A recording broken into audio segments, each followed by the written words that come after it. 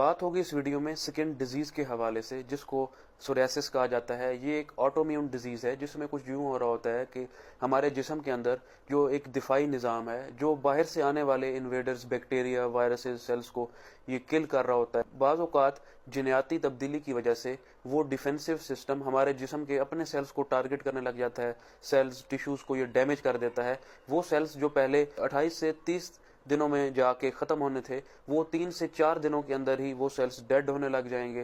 पहले तो सेल्स की ग्रोथ ज्यादा होगी और साथ ही 3 से 4 दिन के अंदर वो सेल्स किल होके गिरना शुरू कर देंगे, जिसके नतीजे में स्किन ज़ाहिरी तौर पे ज्यादा रेड हो जाएगी, सुर्ख हो जाएगी, सोजिश ज्यादा हो जाएगी और स्किन स्केली होने लग जाएगी, ड्राई होने लग जाएगी, जिल्द के छिलके बन के उतरने लग जाएंगे, फ्लैक्स बनेंगे। तो ये सारे प्रॉब्लम्स इसी वजह से ही हो रहे होते। होता कुछ यूं है, टी हेल्पर 17 सेल्स जो कि ज्यादा एक्टिव हो चुके होते हैं, जिस्म के अपने सेल्स को वो डैमेज कर रहे होते हैं, और ऑन दी अदर हैंड इसको रेगुलेट करने के लिए टी रेगुलेटरी सिस्टम, जिसको ज्यादा एक्टिव होना चाहिए था इस टाइम पे, उसकी एक्टिविटी कम हो जाएगी, वो अपना काम सही से सर अंजाम नहीं दे पा रहा होगा।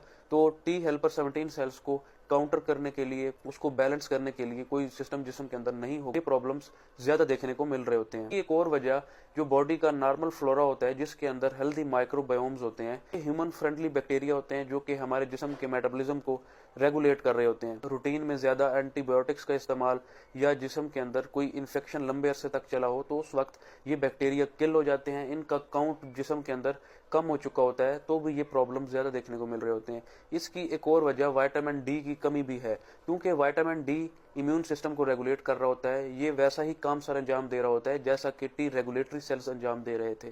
तो जब जिस्म के अंदर इसकी कमी होगी तो भी टी हेल्पर 17 सेल्स ज्यादा हाइपर एक्टिव हो चुका होगा। विटामिन डी की कमी ज्यादातर सर्दियों के अंदर देखने को मिलती है, तो ये सोरियासिस जैसे प्रॉब्लम्स भी सर्दियों के अंदर ज्यादा मसाइल क्रिएट कर रहे होते हैं, क्योंकि सन एक्सपोजर पेशेंट का लिमिटेड हो चुका होता है, या कुछ ऐसी बदपरहेजियों की वजह से जिसमें विटामिन डी और कैल्शियम की कमी जिस्म के अंदर हो चुकी होती है। अगर बात की जाए इसकी ट्रीटमेंट के हवाले से, तो फर्स्ट नंबर पे आ जाता है प्रेडनिसोन। पेशेंट को प्रेडनिसोन दिया जाता है, ओरल फॉर्म में भी दिया जाता है और टॉपिकली स्किन के ऊपर लगाने को भी दिया जाता है। इस कंडीशन में पेशेंट की जो स्किन होती है, जो जिल्द होती है, वो ड्राई हो रही होती है, तो लोकली इमोलिएंट्स वगैरह, उसके अलावा मॉइस्चराइजर्स भी पेशेंट को रिकमेंड किए जाते हैं ताकि वो स्किन को ड्राई होने से प्रिवेंट करे। कॉड लिवर ऑयल ये एक और हेल्दी सोर्स है विटामिन ई, विटामिन डी और ओमेगा 3 फैटी एसिड्स का, तो ये भी पेशेंट को इन कंडीशन में शुरू करवा दिया जाता है।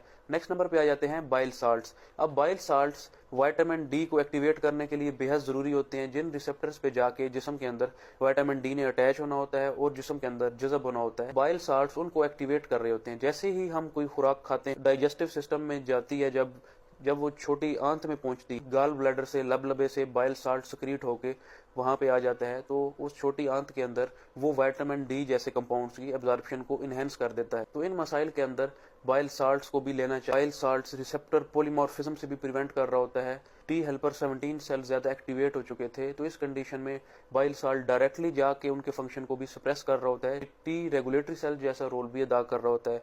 इस कंडीशन में आपको ग्लूटेन फ्री डाइट यूज करनी चाहिए। इस कंडीशन में ग्लूटेन सेंसिटिविटी भी ज्यादा होने का खदशा होता है, जिसमें सीलिएक डिजीज जैसे प्रॉब्लम्स का रिस्क बढ़ चुका होता है।